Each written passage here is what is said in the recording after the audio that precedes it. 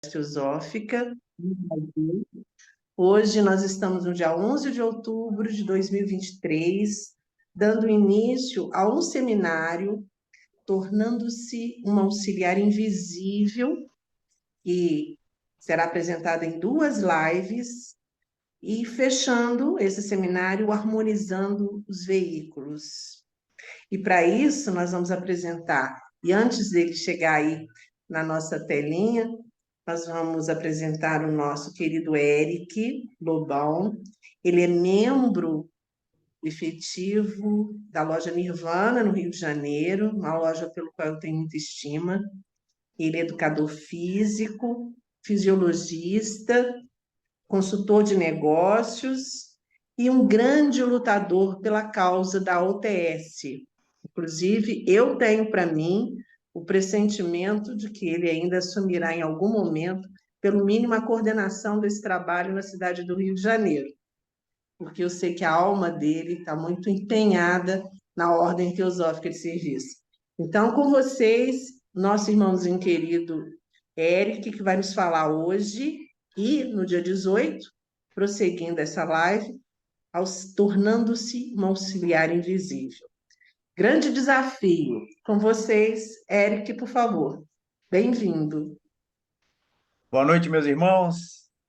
Estão me ouvindo bem? TT, me responda, por favor. Estão me ouvindo bem? Beleza. Excelente. Poxa, olha, para mim é uma grande honra, um grande prazer estarmos juntos refletindo sobre esse assunto. Eu quero agradecer imensamente, em primeiro lugar, a TT, presidente da loja Estrela d'Alva, que me convidou para que a gente refletisse sobre esse assunto, que fez uma grande divulgação. Ela sempre se preocupa em convidar muita gente, porque quando falamos desses temas, nós temos que agradecer a quem está aqui conosco, é lógico, porque somos irmãos de sanga em busca da senda espiritual, e é isso, essa nossa reflexão juntos, essa nossa junção de formas, pensamentos sublimes, é que faz com que todos nós juntos demos mais passos em direção ao plano divino, à evolução, à inexorável lei da evolução. Mas também temos que agradecer ao mundo invisível que está presente aqui sempre conosco, né? Quando a gente faz encontros frequentes no mesmo horário sobre temas de altruísmo, de espiritualidade, nós temos no invisível muito mais do que no visível presentes conosco. Nós temos auxiliares que vêm em sintonia com essa vibração que a gente gera juntos aqui e colaborar com a egrégora do bem junto conosco, com essa sanga que falei. E temos auxiliados também. Temos alguns que vêm voluntariamente no mundo invisível para iniciar ou continuar a sua orientação, e temos alguns que vêm de mão dada, né? Algum auxiliar traz um auxiliado de mão dada para juntos participarem dessa vibração e reflexão em rumo à evolução de todos, que é o que nós queremos, colaborar com o plano divino.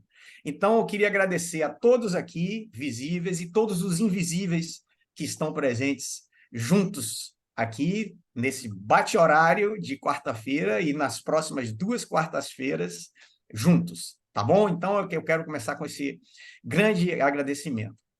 E o tema realmente é muito fascinante. O irmão Wilson e a TT já contaram alguns episódios a respeito desse tema. O que Leadbeater trouxe, Leadbeater é um teósofo que todos conhecem, foi um clarividente de uma qualidade ou habilidade inquestionável, e deixou um grande legado literário para a gente aí, de conhecimento, baseado nos seus estudos e clarividência, né? Inclusive, dentro do livro Química Oculta, ele predisse algumas descobertas que só aconteceriam depois, mas não é o tema da gente aqui, apenas para ratificar a importância dos seus estudos dentro da sociedade teosófica e para o mundo inteiro, e dizer que, a partir desse livro, ele trouxe uma visão completamente diferente, pelo menos para mim, completamente inovadora, pelo menos para mim, sobre a parte do auxílio que acontece no mundo invisível. Ele vai explicar de maneira muito lógica, muito sensata. Vocês, para mim, foi uma grande surpresa, mas a maneira como ele apresentou faz todo sentido. Você acaba de ler o livro e fala, pô, isso faz muito sentido. E eu resolvi, desde então, desde a minha primeira leitura, eu resolvi dividir com os irmãos essa reflexão, cada um, como a sociedade teosófica é formada de livres pensadores, cada um pode ter a sua opinião a respeito do tema que vamos colocar aqui. Mas é muito plausível, é um esquema muito factível, muito fácil de você compreender e faz todo sentido quando você observa outras publicações, mesmo que não sejam dele, falando do auxílio invisível, né? E eu tenho uma conexão especial com Charles Webster Leadbeater, né, que foi, inclusive, contemporâneo da Blavatsky, que treinou outros clarividentes depois, treinou a Dora Kunz, treinou a própria Annie Besant, e foi treinado por mestres, né? Mas eu tenho uma conexão especial com ele porque eu fui criado dentro de uma família espírita, apesar de não frequentar centro nenhum. Fui na minha infância, 6, 7 anos de idade, depois parei, continuei só com as minhas leituras. As leituras mais técnicas sempre foram as que mais me interessaram. Então, Ramatiz, por exemplo, sempre foi meu autor preferido dentro do espiritismo. Agora, o primeiro livro que eu tive uma experiência diferente na própria leitura, eu tenho ele comigo até hoje, eu comprei no aeroporto, isso foi em 1997, tá certo? O meu pai, apesar de nunca ter me dito, tinha mais de 200 livros de teosofia. Esse livro eu comprei no aeroporto, ainda é com o nome da editora Pensamento, que é A Vida Interior. Hoje a tradução, em inglês, é Inner Life, mas a tradução atual pela Sociedade Teosófica tem esse livro, é A Vida Interna, né? Mas esse foi o primeiro livro, e é do Leadbeater, né? É baseado em palestras que ele dava em Adyar, então eles fizeram uma reunião dessas palestras e publicaram. Mas eu tive a primeira experiência que a gente pode chamar de insight ou percepção lendo esse livro. E eu liguei para o meu pai. Pai, aconteceu algo comigo aqui, eu não sei te explicar, mas é como se eu tivesse percebido, essa é a verdade. É isso que eu acredito. Eu creio plenamente nisso aqui. Foi um capítulo sobre o karma. E meu pai disse, pô, você acabou de fazer um contato com seu eu superior. Isso foi em 1997. De lá para cá, eu li absolutamente todos os livros do Leadbeater, e esse dos auxiliares invisíveis, que é o que nós vós iniciar agora. O Wilson já deu um spoiler sobre isso daí, né? Porque nós, principalmente aqui no Ocidente, somos acostumados a pedir, né? A gente pede tudo, na verdade. Vai ser uma das partes da nossa reflexão aqui sobre o que a gente pede, qual a qualidade dos pedidos que a gente faz e quem é que atende, né? Salvo o protestantismo, que não tem intermediários, ou seja, se você está... Só existe um homem e Deus, todas as tradições, filosofias e sabedorias antigas colocam uma hierarquia, tanto na linha de evolução dos anjos ou dos devas, tanto na linha de evolução humana, né? Isso é perceptível. O homem mais ignorante, o que sabe menos, ou o homem sábio que já evoluiu espiritualmente. Mas, enfim, dentro dessa hierarquia, alguns atendem, estão mais próximos, outros não, porque tem outras preocupações mais importantes no plano divino. Mas o protestantismo não acabou com essa hierarquia, né? O protestantismo só tem o homem e Deus, é como se Deus estivesse atendendo a gente, como se o Logo Solar estivesse atendendo a gente, né? Mas o estudo que nós vamos fazer é baseado nessa teoria esquemática que o Leadbeater fez, e é muito interessante, eu espero que gere boas reflexões para todos, tá? Bom, eu não sei, eu esqueci de pedir, foi incompetência minha para ser co-host aqui para poder compartilhar slides que eu vou iniciar agora.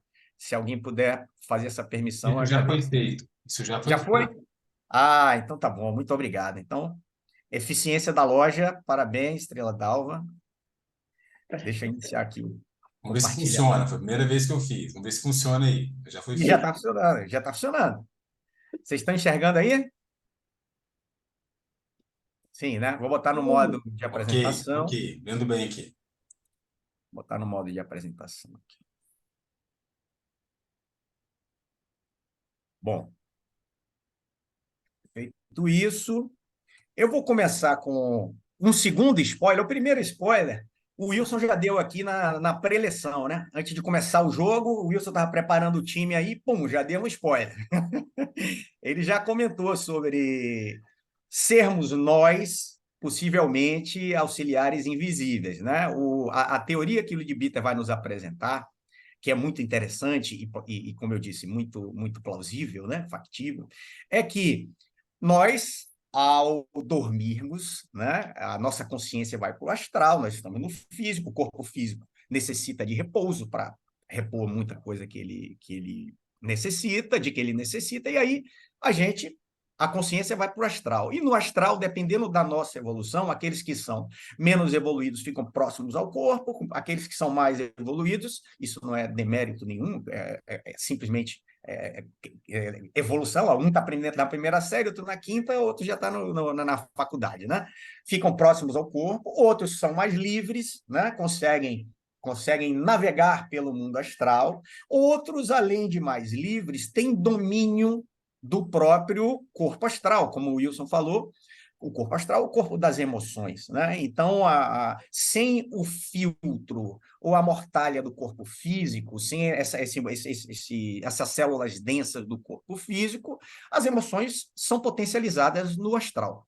Então, você precisa ter um domínio, nós vamos falar sobre as qualificações para ser um auxiliar invisível, e são várias as qualificações, mas além do primeiro spoiler, que é a maior parte do exército, usando essa palavra apenas por um foco muito grande, muita gente focada numa coisa só, mas, apesar do exército grande de auxiliares invisíveis ser formado de vivos, quando desdobrados, ou quando no sono, ou quando com a consciência no astral, né? Existe uma outra qualificação que eu vou colocar para vocês aqui, que é o hábito. Vejam bem, pela nossa teoria teosófica, nós temos apenas, essa divisão é apenas em forma didática, para que a gente compreenda melhor, mas nós temos os veículos, ou os koshas, ou os corpos, né? Divididos em dois grandes grupos, né? A individualidade, a alma imortal, né? Que é a Atma, Buddhi, Manas, Manas aí é o mental superior, e a personalidade reencarnante, aquela que vai e volta, né? Essa formada pelo mental superior, pelo corpo astral, que é das emoções, e pelo físico etérico, tá certo? Bom, então, quando a gente encarna, a individualidade é a mesma. Quando a gente está no físico acordado, a gente tem os nossos hábitos, os nossos pensamentos e as nossas emoções. Quando a gente está dormindo e vai para o astral, a gente tem os mesmos hábitos, os mesmos pensamentos e as mesmas emoções. Só não tem o sensorial do físico. Por que eu estou dizendo isso aqui? Porque a primeira qualificação para a gente ser um auxiliar invisível é ser um auxiliar visível. Se você busca ajudar os outros no mundo físico, porque você é você não deixa de ser você quando você vai para o astral, tá certo? Se você busca auxiliar os outros no mundo físico, você também vai buscar auxiliar os outros no mundo astral. O hábito, se você tem hábito de vícios, os seus vícios continuam no astral. É a mesma personalidade que está aí, tá certo? Ah, então, se a gente levar esse princípio mais a fundo, uma das qualificações para que você seja um auxiliar invisível é que você seja agora um auxiliar visível, agora, nessa encarnação, nesse mundo, nesses seus pensamentos, que você seja um auxiliar visível. Não é isso? Para tanto, eu gostaria de falar com vocês, como a TT antecipou de maneira sublime e sublime por ter acertado sobre o meu coração, que sempre buscou isso dentro da Sociedade Teosófica, e quando eu descobri a OTS, para mim foi uma grande chave que virou em termos de compreensão da própria Sociedade Teosófica, tá? Mas quem quer ser um auxiliar visível e quer dar um passo inicial, espero que todos sejam, mas eu tenho certeza que essa nossa gravação aqui, essa nossa reflexão vai ser dividida e ouvida por outras pessoas, né?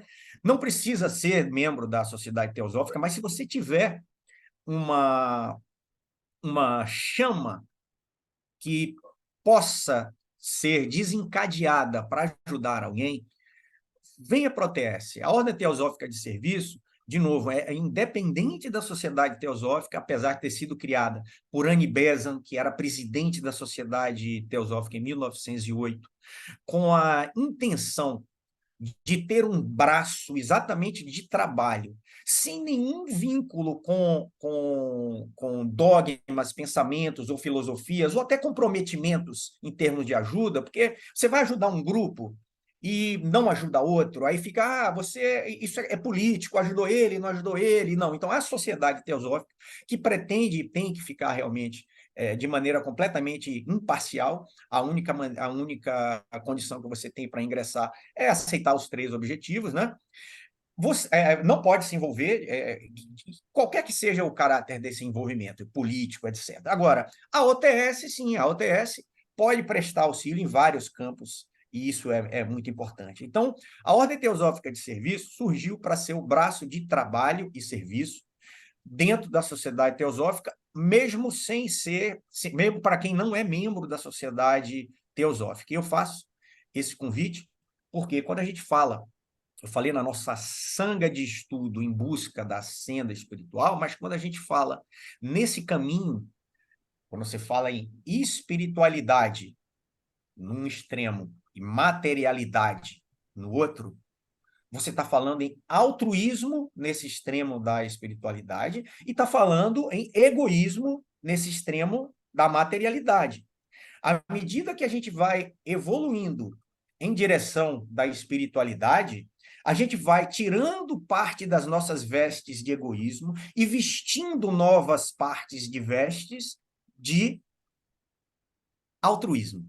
Esse é o caminho, indubitavelmente, e que todas as religiões, todas as filosofias que falam em sabedoria, em evolução espiritual, em plano divino, preconizam. E é por aí que a gente deve caminhar, tá certo?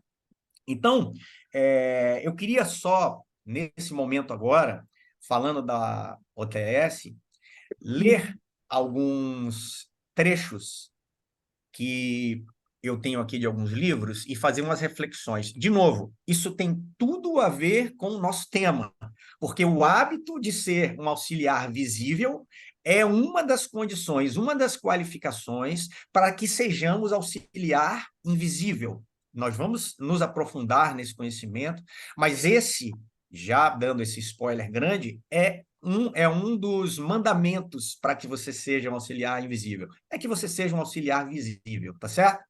Então, eu separei aqui, nesse livro aqui, essa é a primeira leitura, que é bem rápida, tá? Todas as leituras são muito rápidas. Nesse livro aqui, ó, um estudo sobre a consciência, da Annie Besant, fundadora da OTS, Ordem Teosófica de Serviço, ela coloca um ponto, é uma frase só, mas que tem uma profundidade enorme e eu quero dividir com todos vocês. Ela coloca assim: muitos do que apregoam o amor à humanidade não estão prontos para fazer o menor sacrifício no intuito de ajudar um irmão ou irmã sofredora que se encontram bem perto deles.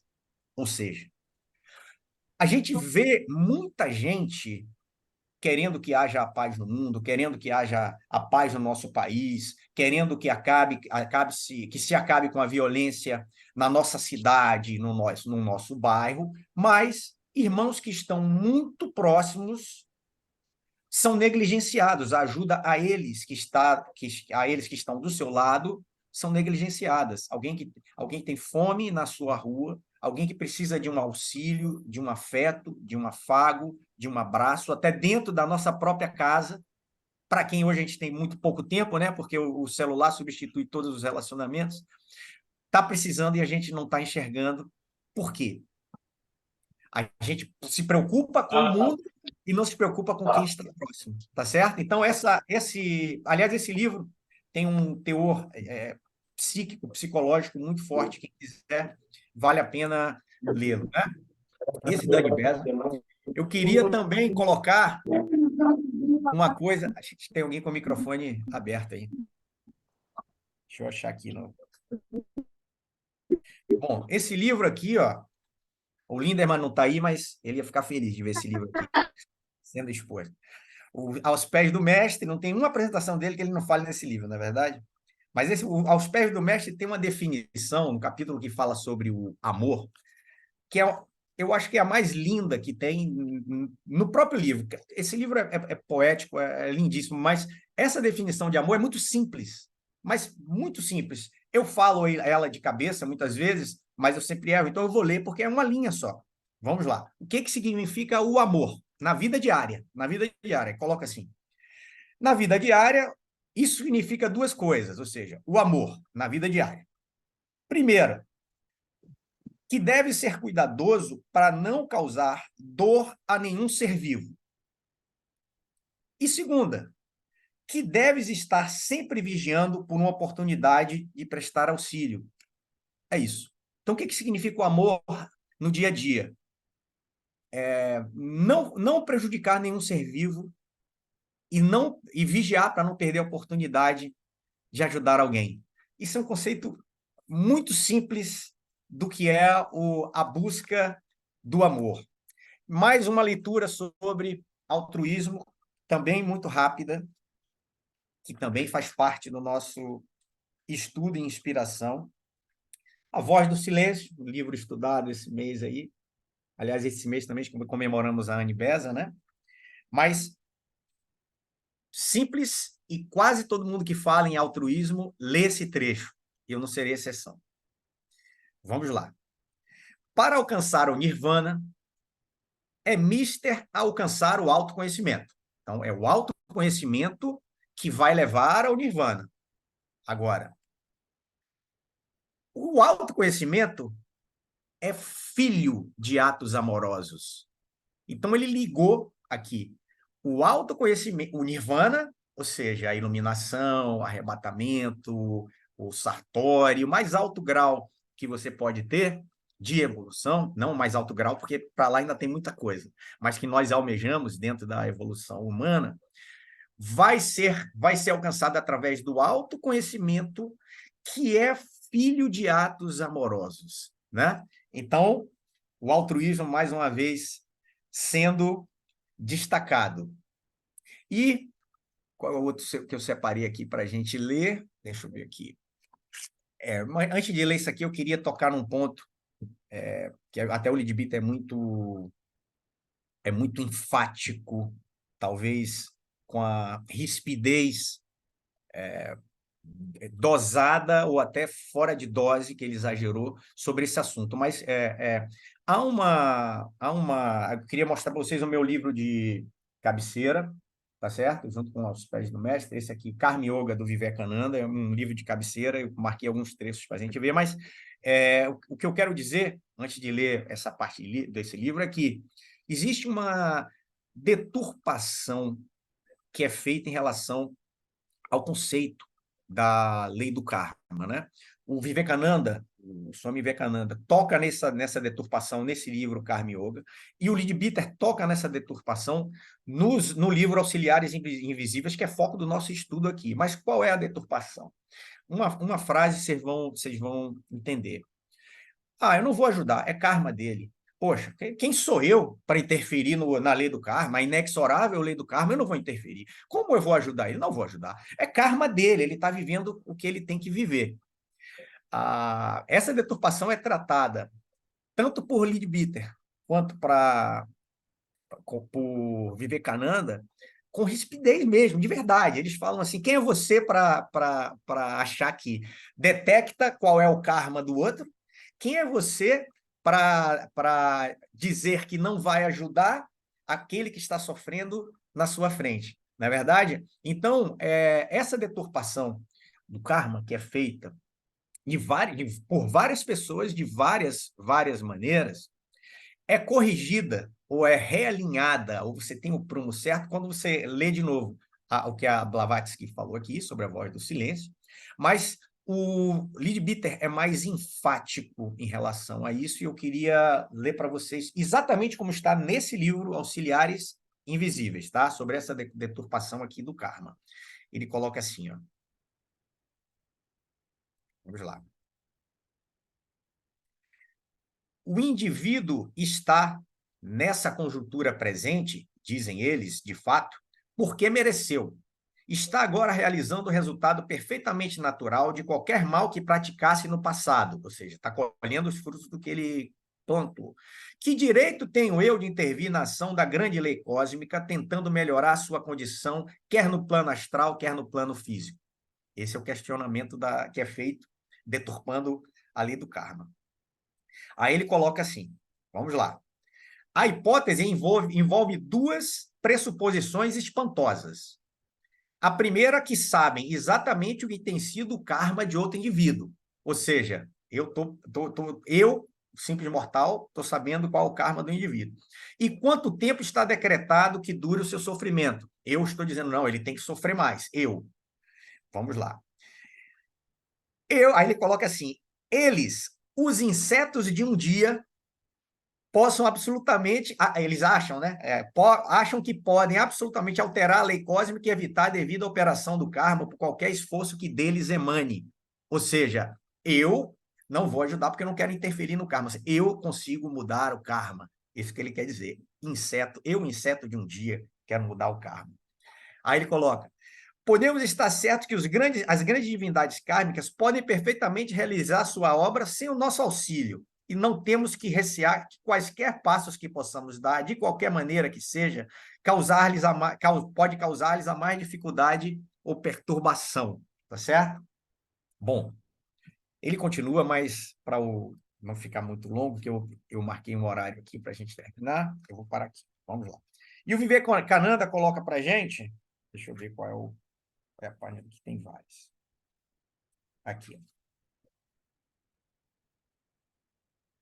Ele já coloca diferente. O capítulo não é ao outro que nós, não é ao mundo que nós ajudamos, mas a nós mesmos. E ele coloca assim: abandonemos essa conversa inútil de querer fazer bem ao mundo. Ele não precisa de vosso auxílio, nem do meu. No entanto, devemos fazer o bem constantemente, porque isso constitui uma bênção para nós. Essa é a única maneira de chegarmos a ser perfeitos. Nenhum dos mendigos que temos auxiliado nos devem um só centavo. Ao contrário, somos nós que devemos favor de ter permitido ajudá-los. Tá certo? E o capítulo não é ao mundo que ajudamos, mas a nós mesmos. De qualquer maneira, essas leituras nos levam à certeza de que o altruísmo é o caminho e que pode e deve ser iniciado de qualquer maneira, qualquer que seja a motivação. Sim, pode ser que a motivação inicial seja vaidade e orgulho. Eu tenho alguns testemunhos para dar para vocês, mas na segunda ação que nós fizemos pela OTS, no lixão de Caxias, o lixão de Caxias é um lixão aqui em Gramacho, perto do Rio de Janeiro, que foi desativado. As pessoas criaram uma comunidade em volta do lixão e viviam do tratamento do próprio lixo, né? E foi fechado e até hoje eles vivem em condições subhumanas. E eu fui fazer uma visita antes da OTS, eu fui fazer uma visita uma vez, uma ação há algum tempo atrás já, de entrega de comida, etc. E aí veio a pandemia e eu comecei a pensar como é que estão essas pessoas na pandemia, no lixão, se ninguém pode ajudar, etc. E sim, nós preparamos uma ação da OTS e entregamos aí muitas quentinhas lá no lixão, mas quando eu cheguei para fazer a ação, e pô, uma fila enorme, né? Máscara, que ninguém já estava de máscara. Eu todo protegido, porque minha mulher é da área de saúde como eu, e ela então arrumou um bocado de coisa para me proteger, porque eu fui lá para poder fazer a entrega, né? Mas enfim, eu acompanhei. Todo mundo que ia receber perguntava: eu tiro foto com quem? Tiro foto com quem? Porque eles já estavam acostumados a tirar foto com quem ia lá. Qualquer que fosse a ação que era feita, eles tiravam fotos. Aí eu falei: não, não tem foto, não tem foto. Todo mundo eu tinha que dizer: não tem foto, porque a motivação inicial pode ser orgulho e vaidade. As pessoas vão, fotografam, tiram foto, estou ajudando, selfie, etc. Mas está ajudando, a ação está sendo feita. É claro que a Anibesa coloca para a gente de maneira sublime no livro Sabedoria Antiga a separação dos planos do karma, né? O que a sua ação é diferente. Você pode estar fazendo algo e o seu pensamento, o sentimento não estão de acordo com o que você está fazendo. O karma será colhido de maneiras nos planos diferentes. O karma físico você pode colher o bem, mas no emocional e no mental não. Mas enfim, a motivação o início da motivação pode ser essa. Na verdade, existem motivos. Eu estou falando a primeira como orgulho e vaidade, tá? Mas essas de para baixo eu nem comento em relação a político que faz alguma coisa querendo troca, voto para se corromper e ganhar mais ainda. Daqui para baixo eu não estou nem falando, tá certo? Daqui para baixo eu acho que nós aqui já superamos. Mas para cima, orgulho e vaidade pode ser a primeira motivação, mas não deixa de ajudar alguém. Depois vem uma que parece sublime, mas ainda não é a perfeição, que é: eu vou colher coisas boas. Se eu estou ajudando alguém, eu vou colher coisas boas. É claro que isso é válido, é claro, mas ainda não é o ponto final ou o ponto focal da Karma Yoga. Você ainda não está agindo sem interesse algum, agindo por ser parte da sua vida, ajudar o plano divino. Mas todos nós somos humanos, todos nós estamos em evolução. A gente pode ter várias motivações que nos faça ajudar, mas vamos ajudar, não vamos perder a oportunidade de ajudar alguém, como nos diz Blavatsky na voz do silêncio, tá certo? Na verdade, a mais sublime das ações é aquela que não tem interesse em nada, é ação pela ação pelo bem, tá certo? O Vivekananda coloca para a gente aqui, deixa eu ver nas minhas marcações aqui, ele coloca sobre o Karma Yogin, aqui, ó. Ele coloca sobre o Karma Yogin, ele coloca assim, deixa eu ver. Aqui, ó. Cada ação boa que praticamos sem esperar recompensa, em vez de forjar uma nova cadeia, porque ele fala antes, quando a gente faz uma ação boa, pensando na recompensa, a gente forja uma nova cadeia de ligação. A gente não se desliga, tá? Aí ele bota depois, explicando. Cada ação boa que praticamos sem esperar recompensa, em vez de forjar novas cadeias, recuperará uma das existentes. Ou seja, quando a gente de fato encontra a ação pela ação, a ação de maneira desinteressada, a essência do karma yogin, aquele que pratica essa ação, a gente vai desvinculando as cadeias, tá certo? Então, eu queria fazer essa reflexão junto com vocês a respeito desse assunto e colocar que na OTS nós temos vários campos de ajuda, tá certo? Então, ação social, que é normalmente que eu estou envolvido, né? Que ajuda as pessoas necessitadas, com deficiências, né? Terceira idade, crianças. Mas tem um campo que ajuda animais e ambiente, o outro que é a cultura da paz, tão importante nesse momento agora, né? Tanta coisa inexplicável, salvo pela ignorância humana, acontecendo, né? Então, a cultura da paz, as correntes, mentalizações, orações, meditações que se faz pela paz. Vigilância, que é o grupo que trabalha na parte operacional, né? Coordenação, etc. Tem a parte da cultura, né? Mas a parte da cultura voltada para sabedoria sublime. A parte de saúde e espiritualidade, que são as alternativas à medicina normal, né? A gente, inclusive, tem encontros falando de imposição de mãos, toque terapêutico, reiki, muito legais. E cidadania, que é a parte de educação voltada e informação, né? Voltada para a população. Tá certo? Então, qualquer um que se enquadre ou que tenha interesse por uma ou mais dessas áreas, é só buscar a própria OTS, tá certo? A rede social é essa daí, ots.brasil. Se alguém quiser, pode pedir meu contato para a ATT, que eu, de maneira, eu posso ajudar, se quiser saber as ações que estão em andamento, para que seja utilizada, para que seja ajudada, tá certo? E ajuda pode ser de 3 tipos, foi isso que eu escolhi aí, né? Ajuda pode ser apenas no mundo mental, e o Lidbita coloca nesse livro Auxiliar Invisível uma frase impactante nesse aspecto, que é: quem pode pensar, pode ajudar. Nós falaremos sobre isso. Pode ser com braços, ou seja, eu não tenho dinheiro para colaborar, mas eu quero ir lá ajudar, eu quero fazer ação junto aí.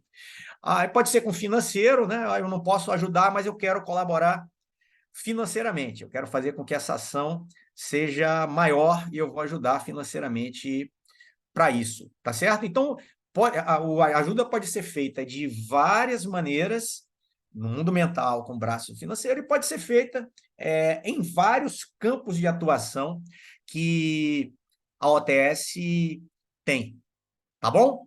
Então, eu queria apresentar para vocês isso daí, encerrando com uma frase da Annie Besant, que caracteriza a OTS como a união daqueles que amam a serviço de tudo o que sofre.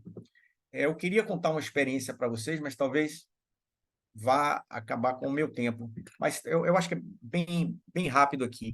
Em uma dessas ações aí, essa última que eu estou com a foto aí com o Everaldo, nós fizemos foi a ronda de Natal do último ano. Nós levamos mais de 300 quentinhas no centro da cidade para pessoas em situação de rua, mas teve um aspecto muito marcante nessa ação, que foi um dos auxiliados lá, era faixa preta de karatê, e tinha uma escola de karatê, uma academia de karatê. E se entregou ao alcoolismo e perdeu essa academia, ou enfim, perdeu tudo para o álcool, como ele mesmo descreveu, né? E eu fui falar com ele, eu sou faixa preta de 2 modalidades, e eu fui conversar com ele, eu olhei dentro dos olhos dele, e eu disse: cara, você foi faixa preta, você é ainda um faixa preta. Para você conseguir chegar à faixa preta, você teve que ter uma perseverança e uma vontade com V maiúsculo. A vontade é um atributo divino, você teve que ter uma vontade muito grande para chegar à faixa preta. Você vai perder para o álcool, é isso mesmo. Para o álcool, você é o faixa preta. Cara, eu percebi um brilho nos olhos dele, que aquela chispa que eu posso ter provocado ali, valeu toda a ação física que a gente fez e muito mais, tá certo? Quando a gente está aqui reunido, falando para o mundo visível e invisível sobre esses temas, a gente está juntos refletindo e criando uma ajuda ao mundo do melhor tipo possível, né? Permitam-me ler aqui mais uma parte do Vivekananda, muito simples aqui, ó, para a gente finalizar aqui. O conhecimento espiritual é o único que pode destruir nossas misérias para sempre. As demais só satisfazem as necessidades por algum tempo. Nós não perderemos a oportunidade de ajudar ninguém, mesmo que seja só fisicamente. Mas a espiritual, ele coloca que é a mais importante. O conhecimento do espírito é o único que consegue destruir para sempre o desejo. Assim, o auxílio espiritual é o mais elevado auxílio que se pode oferecer ao homem. Quem dá conhecimento espiritual é o maior benfeitor do gênero humano. Pronto. Com isso, eu termino esse... Não foi um parêntese, porque foi relevante para o nosso tema. De novo, para ser um auxiliar invisível, você é você, aqui no plano físico, ou com a consciência no astral, no mental, não importa. Você é você, tá certo? Então, para ser um auxiliar invisível, é necessário que você tenha esse ímpeto de ajudar, hábito criado e vontade de fazê-lo no mundo visível. para que no invisível, que é o próximo passo que a gente vai conversar agora, você possa fazer, tá certo? Mas vamos lá. Eu queria começar, quero, né? Falando para vocês sobre o que a gente pede. Como eu disse no início, a gente costuma pedir muito, né? A gente tem até, na verdade, a gente tem até santo com endereço para pedir, né? Se for, eu quero pedir para me casar, eu peço para Santo Antônio. Eu quero pedir para mudar o tempo, eu peço para São Pedro, né? Eu quero pedir para achar alguma coisa, São Longuinho, promete até pulinhos, enfim. A gente tem endereço para pedir, a gente pede tudo. As gradações dos pedidos é que são diferentes em relação à força, à intensidade e à duração da forma pensamento que a gente gera em relação ao nosso pedido, tá certo? Então, é muito diferente, por exemplo, uma mãe que tem um filho em sofrimento, ou em filho em perigo, ou em aflição, ou em dor, fazer um pedido, e eu pedi para passar no concurso. Aliás, comentando, como é que se pede para passar um concurso? Quando eu peço para um auxiliar qualquer, que seja, que vá atender, para passar um concurso, o que eu estou pretendendo? Que caia as questões que eu quero, que as questões que eu estudei aqui caiam, enfim. Eu acho que até a qualidade, por isso que eu botei a clareza do pedido, até o que a gente pede, por sermos acostumados a pedir tudo, a gente precisa repensar, né? Eu quero comprar um carro novo, eu quero ter um emprego, eu quero... À medida que as gradações desse pedido são mais, eu vou chamar de supérfluas ou menos importantes na vida ou no plano divino, a forma pensamento criada vai ter uma intensidade bem menor.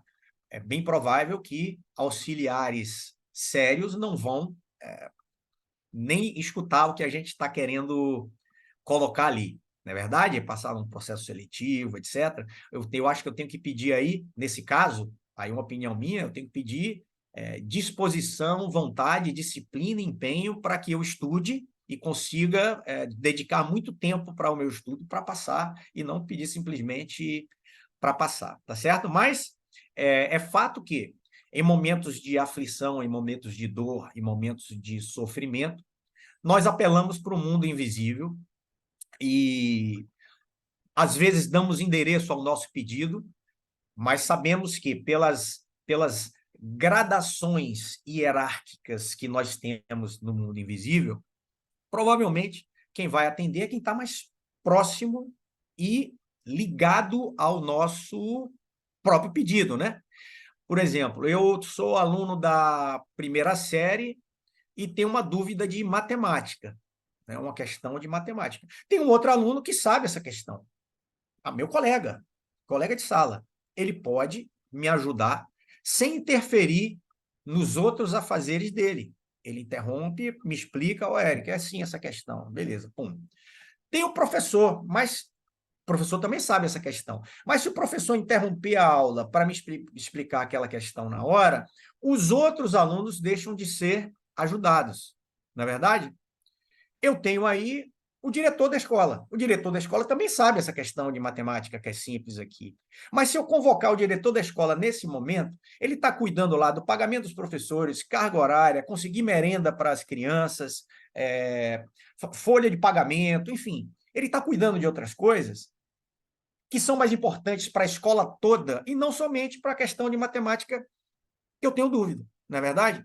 A gente tem o prefeito da cidade que provavelmente também sabe essa questão de matemática, mas se o prefeito da cidade parar o que ele está fazendo para me explicar essa questão de matemática, todas as escolas podem ficar sem merenda escolar, podem ficar sem professor, podem fechar as portas porque não pagou a conta de luz, todas as escolas da cidade. E a gente vai subindo o exemplo, o presidente do país inteiro. Se ele também sabe essa questão, mas se ele for me ajudar nessa questão, todas as escolas do país inteiro, não só da minha cidade, podem parar.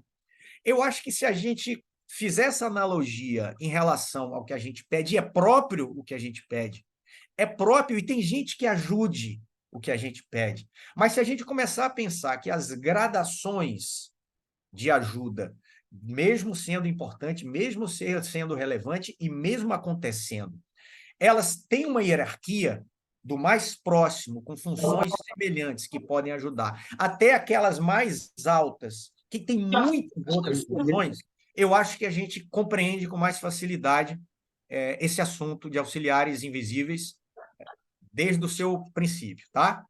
Então, vamos lá.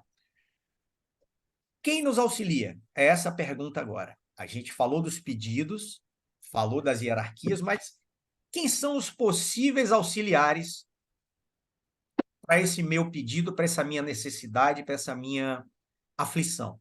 Tá certo? Então, o Leadbeater, ele coloca aí essas possibilidades que vocês estão vendo aí, né? Deus, o Logos, os espíritos da natureza, os anjos ou devas, os adeptos ou mestres, os humanos mortos e o último que eu vou falar daqui a pouco, tá certo? E aí ele vai nos explicando cada um deles, tá? Vamos lá, eu estou fazendo um pedido, mesmo que seja próprio, súplica, sofrimento, eu necessito muito, a minha vida depende disso, ou a do meu filho, ou de alguém de um ente querido. Vamos lá, Deus, o que é que ele fala sobre o Logos? A ideia de uma intervenção errática do poder central do universo no resultado dos seus próprios decretos, quando ele criou um universo manifestado, ou ele manifestou dele mesmo o universo, né? Ele criou leis para que o próprio universo evoluísse, né? A lei do karma, a lei da evolução. Então, implicaria a introdução da parcialidade no esquema desse universo, ou seja, se ele fosse intervir de alguma maneira nesses pedidos, implicaria numa parcialidade, ele está sendo parcial, ajudando alguém, desse esquema nesse universo, e, por conseguinte, de toda a série de males que daí resultaria. Isso é para explicar por que provavelmente, aliás, é intangível, é inimaginável o que seja, eu vou chamar de funções ou tarefas, por falta de outras palavras que possam designar, porque realmente não dá para se falar, mas quais são as funções de um logo solar, né? Não dá nem para manter o universo em funcionamento, na verdade? Então, eu acho que a gente não consegue nem alcançar, mas é isso, não deve ser, é o que ele quer dizer para a gente, não deve ser o logos por conta do que eu disse. Quem pode ser? Queria saber se. Os adeptos, e acho que perguntaram alguma coisa aí? Acho que Carlos perguntou alguma coisa? Desculpa. Não, não, tranquilo, tranquilo. Ah, tá. Perdão. Verdade. Então, ele fala agora dos mestres e adeptos, tá certo? Vamos lá. O trabalho do adepto que pertence a regiões superiores, ou seja, o adepto, né, aqueles que passaram, inclusive, depois deles, né, pela quinta iniciação, Cristo, Buda, etc., eles têm aí a consciência, a gente está falando aqui que a gente não tem a consciência nem no astral contínua, né? Ele tem a consciência no mundo devachânico, no mundo causal superior e para cima, no búdico, enfim. Então, o trabalho do adepto pertence a regiões superiores, principalmente aos níveis arupa. Arupa é sem forma, a partir do causal, que é o mental superior, não tem forma, né? Aos níveis arupa do plano devacânico ou mundo celestial, onde pode dirigir as suas energias para influenciar a verdadeira individualidade do homem. Ele está trabalhando direto na alma imortal, né? E não apenas na sua personalidade, que é a reencarnante, a mortal, que é quanto se pode atingir nos mundos astral e físico. E a obra ali, ou seja, nos mundos superiores, a partir dos mundos arupa, no causal ou mental superior, e a obra ali é de ordem que só ele pode realizar inteiramente. Ao passo que aquela nos planos inferiores pode ser, pelo menos até certo ponto, realizada por aqueles cujos pés estão apenas nos primeiros degraus. Então, o que ele faz ali, ninguém faz. O que outros, que nós veremos aqui, podem fazer em níveis mais baixos, como no astral, por exemplo, se você conseguir convocar, despertar e ensinar indivíduos como nós, por exemplo, que estamos aqui conversando quando a gente dorme, auxiliar no mundo astral, por que um adepto ou mestre que tem funções e que só ele pode realizar no mundo devacânico ou no mundo arupa, no causal, vai parar para fazer isso se ele consegue preparar dentro da hierarquia pessoas mais próximas para fazer, entenderam? Aí eu vou fazer, a partir daqui, só para não perder esse raciocínio, a partir daqui eu vou fazer um raciocínio, uma conclusão que eu vou fazer lá no final, mas eu quero já antecipar um pouco aqui. Quanto mais pessoas preparadas para ajudar nos níveis mais baixos, mais a gente vai empurrando essa hierarquia de ajuda para cima. Quanto menos eles precisam se preocupar com a parte da ajuda no astral, por exemplo, que é o que vamos tocar aqui, que é o tema do livro, mais eles conseguem focar sem nenhuma interrupção no que eles podem impulsionar do plano divino lá para cima. Tá certo? Queria aproveitar esse slide para poder comentar sobre isso daí. Deixa eu ver meu tempo. Tá, vou terminar essa parte aqui. Vamos lá. Quem mais pode ajudar? E qual a consideração que ele faz? Os espíritos pertencendo como pertence aos devas agora. Ele está falando dos anjos ou devas, que também têm hierarquias, tá certo? O Geoffrey Hodgson tem um livro lindíssimo que é chamado A Fraternidade de Anjos e Homens, que fala de alguns aspectos desses rituais que convocam, que invocam, é a palavra correta, esses devas nas celebrações, enfim. Mas vamos lá. Pertencendo como pertence a um reino da natureza muito superior ao nosso, o seu trabalho parece não ter, na sua maior parte, relação alguma com a humanidade. E mesmo aqueles das suas fileiras, e esses existem, que por vezes respondem às nossas preces superiores ou aos nossos apelos mais elevados, fazem-no sobre o plano mental antes que sobre o físico, o astral. E com mais frequência, nos intervalos das nossas encarnações, quando a gente está no Devachan, Devachana, do que durante nossas vidas terrenas. Tá certo? Então, de novo, os devas, principalmente das hierarquias mais elevadas, ou mesmo das hierarquias mais próximas, eles vão atuar em outros planos com muito mais eficiência do que aqui no físico e astral, né? Então, não devem ser os devas os principais ajudantes. Ele vai agora para os espíritos da natureza. São poucos os casos em que a humanidade tem recebido auxílio dos espíritos da natureza, lembrando que eles estão no nível de involução ainda, né? Não começaram a evolução. A maioria dessas criaturas evita lugares onde está o homem. Tá aqui estão os elfos, as salamandras, né? As fadas, enfim. E a gente bagunça tanto a natureza que eles vão fugir da gente, né? Na verdade, a verdade é essa. A maioria dessas criaturas evita os lugares onde está o homem e retira-se da sua presença, pois que não gosta das suas emanações e do perpétuo bulício e desassossego de que eles sempre se cercam. Então, eles estão lá cuidando de todos os processos do dia a dia da natureza. Você chega lá e bagunça tudo, não. Ele quer distância dos humanos. Não quer esses caras aqui, não. Ou seja, não devem ser eles também que ajudam, né? Aí vem dos humanos mortos. O que é que ele vai falar? Os humanos mortos podem ajudar? Podem, mas aí que ele coloca aqui para a gente.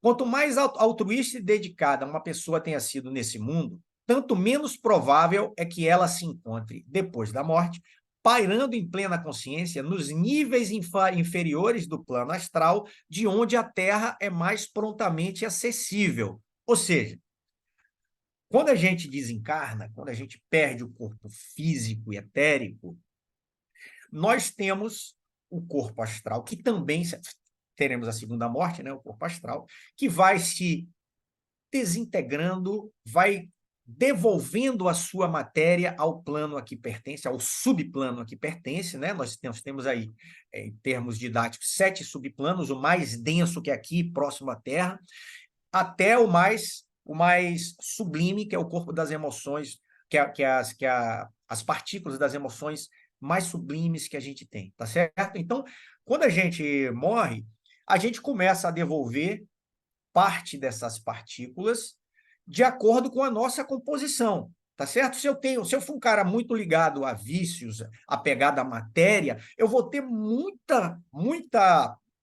componentes na parte mais densa e mais baixa, tá certo? Por outro lado, se eu for pouco apegado à matéria e mais apegado a emoções e sentimentos sublimes, eu vou ter pouca matéria para me desfazer nessa parte inferior.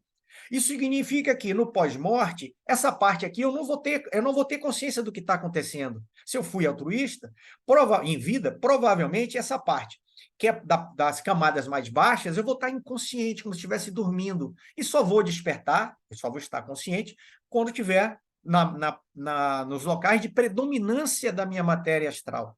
Tá certo? Então, o que ele quer dizer com isso? Se eu fui bom e ajudei as pessoas, fui altruísta, de bons sentimentos na minha vida terrena, é muito pouco provável que no pós-morte eu possa ajudar, porque a necessidade está aqui, ó, no turbilhão que está acontecendo nos planos mais baixos. Não é verdade? É medo, é ansiedade, é tensão, morreu gente, enfim. A desorganização que está acontecendo aqui embaixo, provavelmente eu nem passo por ela consciente, eu já acordo em um nível mais superior, tá certo? Aí ele continua. Depois, muitos dos mortos que desejam auxiliar alguém que deixaram nesse mundo sentem-se inteiramente incapazes de o influenciar de qualquer maneira, visto que, para agir desde um plano sobre uma entidade em um outro, ou seja, nesse plano, para conseguir agir em outro, atuar em outro plano, se exige ou uma grande sensibilidade da parte dessa entidade ou uma certa dose de conhecimento, sensibilidade e conhecimento, e de experiência por parte do operador, ele que está querendo ajudar. O cara acabou de morrer, na verdade, a maior parte precisa mais de ajuda, como ele está dizendo aí, mas ele acabou de morrer, ele tem que ter conhecimento. Um dos passos é esse aqui, ó, a gente quando estuda plano astral, a gente quando estuda auxiliares invisíveis, a gente está adquirindo algum conhecimento, porque, de novo, é a mesma personalidade, né? Você morre, você perde o corpo físico, mas no astral é a mesma personalidade. Você está adquirindo conhecimento, mas também precisa de experiência do operador.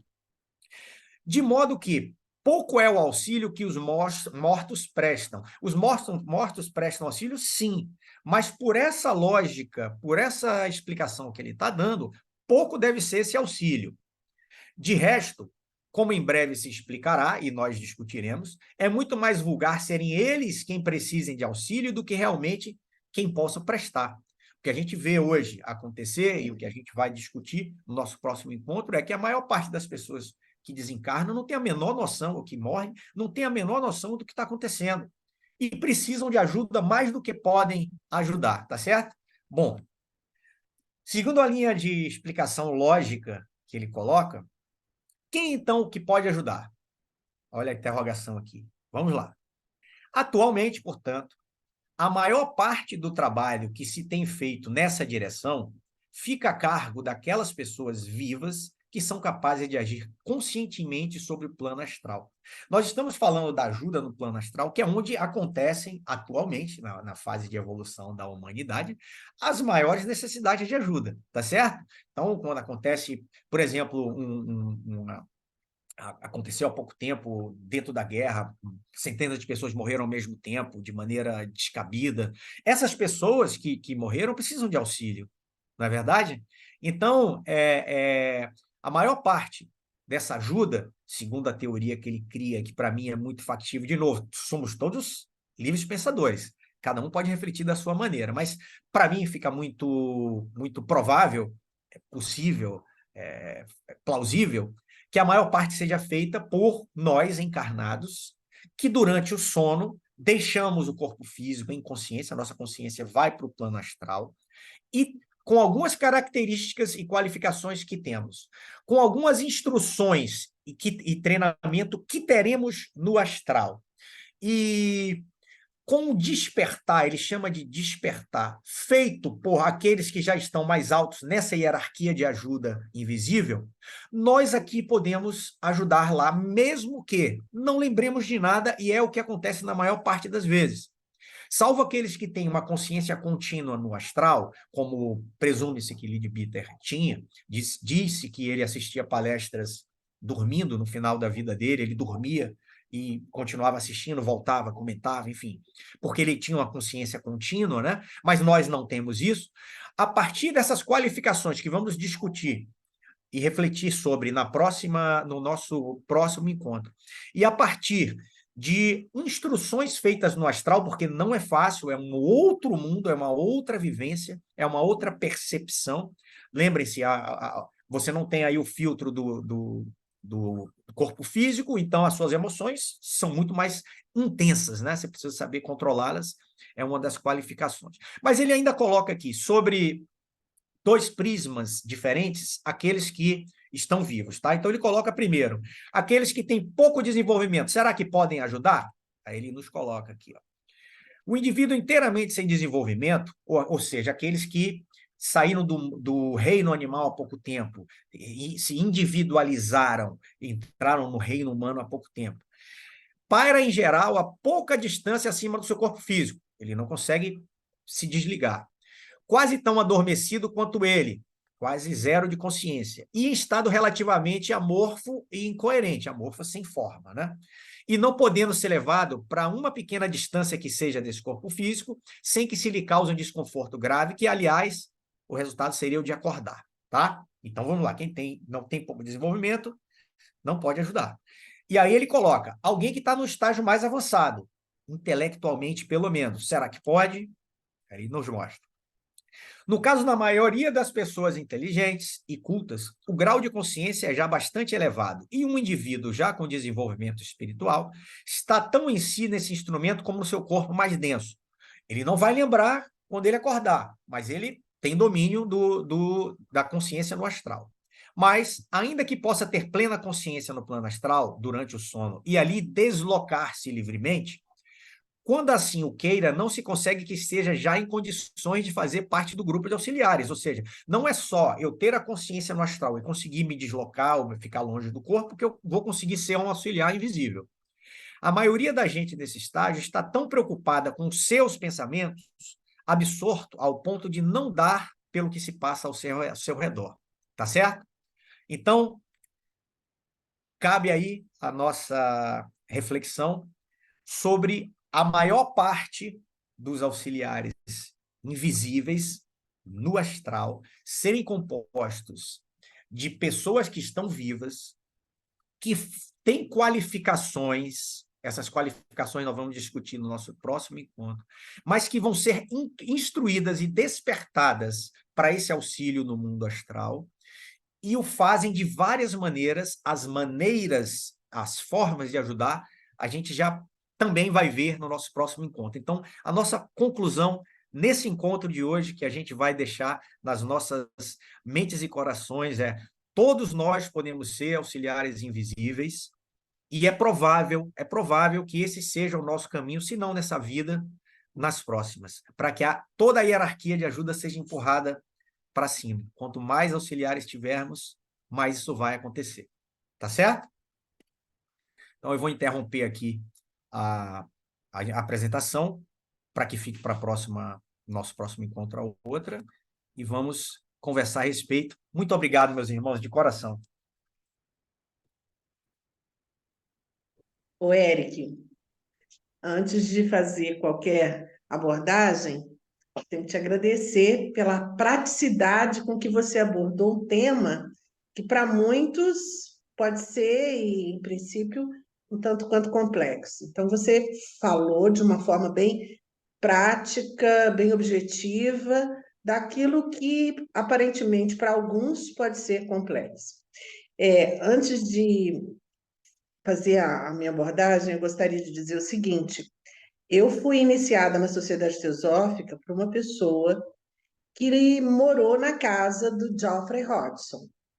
Agora você veja o privilégio, não é? O Geoffrey Hodgson, sabe-se que a especialidade dele era os anjos, fraternidade dos anjos e dos homens.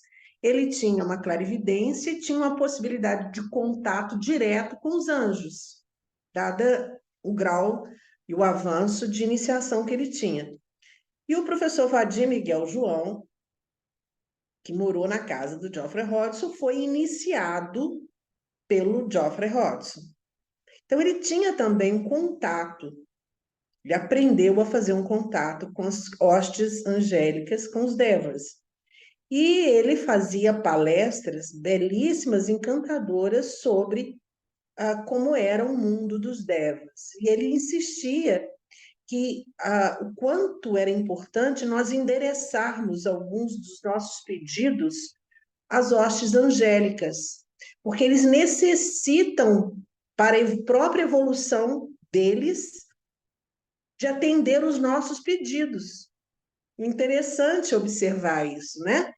Veja bem, à medida que nós elevamos os nossos pensamentos, endereçamos os nossos pedidos a determinados, é aquilo que você falou, em determinados endereços das hostes angélicas, eles vão te agradecer pela oportunidade de te prestar aquele serviço. E quanto a gente não os utiliza. Daí, nós temos a importância do ritual de cura, que inclusive é da OTS, a que nós fizemos muitas vezes. Nós já devemos ter no nosso livro de ata, talvez uns 400 rituais de cura ao longo aí de uns 10 anos, ou evocando a presença angélica e dos arcanjos. Acho que essa abordagem é importante para que nós possamos tomar a consciência de que, à medida que nós evocamos a energia angélica para que possam vir ao nosso mundo auxiliar-nos nas nossas dificuldades, nós, antes de estarmos sendo ajudados, estamos auxiliando a evolução dos devas, dos anjos, que também possuem uma hierarquia. Nós estamos os ajudando a completar determinadas tarefas, ou seja, a exercitar os seus dharmas, para então assumirem novas tarefas em novo processo hierárquico. E aproveitando essa abordagem, eu gostaria que você comentasse um pouco mais a respeito disso. Ô, minha irmã, que coisa inspiradora, né? Eu não vou nem comentar, eu vou mostrar. Que coisa linda. Ó, esse aqui é o livro do Geoffrey Hodgson, O Reino dos Deuses, tá certo? Nesse livro, ele coloca, a parte 4 é sobre cooperação, ou seja, faz parte do processo evolutivo dos devas cooperar com a humanidade. É parte, aliás, no livro Auxiliares Invisíveis, o Leadbeater comenta que na infância da humanidade, vejam bem, a gente está num ponto onde temos pré-ocultistas, temos ocultistas aqui, que já estão preparados, entre aspas, para ajudar no plano astral, tá certo? Para ser auxiliares. Agora, no berço da humanidade, não. Quando a humanidade começou, não era assim, na verdade. Então, disse que foram trazidos seres de outras humanidades mais avançadas para poder ajudar, e que a participação dos devas nessa época, onde a humanidade era muito mais infantil em termos de conhecimento e evolução, a participação dos devas na própria evolução da humanidade era muito maior. À medida que a humanidade vai evoluindo, os devas também vão subindo na sua cadeia de evolução, né? E aqui está a cooperação, e coloca assim, o cerimonial como um meio de cooperação entre anjos e homens. O cerimonial. E quando você acabou de falar na cura, a minha página, meu dedo, estava no anjo de cura, que é o que queria mostrar para vocês. Ó. Quando a gente invoca e faz os rituais de cura, ele fez uma gravura, claro que longe de ser a realidade, né? Mas meu dedo já estava aqui no anjo ó, a sincronicidade. De cura, dos rituais de cura que são feitos. Tem outras gravuras lindíssimas, mas eu recomendo que vocês vejam no livro, tem relacionada a sacramentos, tem relacionada a ajuda espiritual, mas é fato que a evolução é composta por todas as linhas do mundo manifestado, e a linha dévica, ou a linha dos anjos, faz parte dessa linha, não é verdade? Então, só vai todo mundo junto. Excelente colocação. Tá, e vou aproveitar, eu coloquei no grupo da OTS uma evocação, um pedido para ajuda de um filho de uma irmã nossa, que com 37